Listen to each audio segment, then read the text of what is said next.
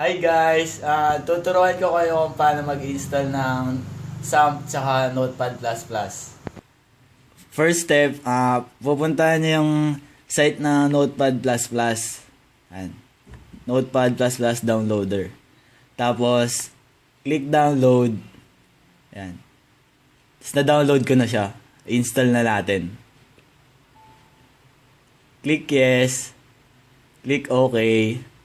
Then next, agree, next, install.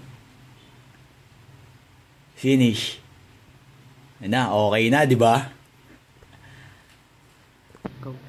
Tapos, ang sunod na natin na i-download, yung XAMPP. Tingnan muna natin yung computer natin kung 64-bit or 32-bit. Ito siya. Yung laptop ko, 64-bit. Yan.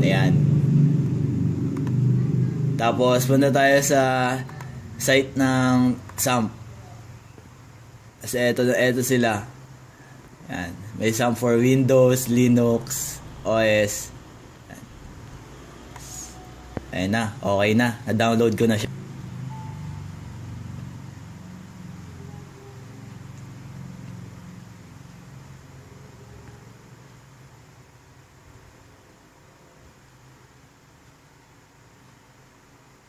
Click yes.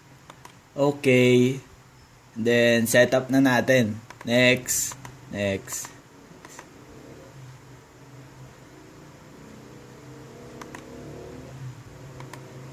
Kasi ayan na. Hindi nag-i-install na siya. Hintayin lang natin matapos. Eto na. Malapit na siyang matapos. Konting-konti na lang. Yan. Hintayin lang natin.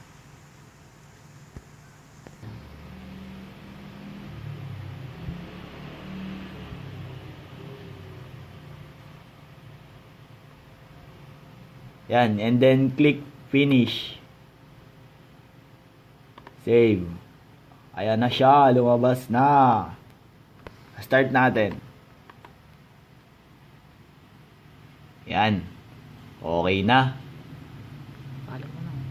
Bye-bye.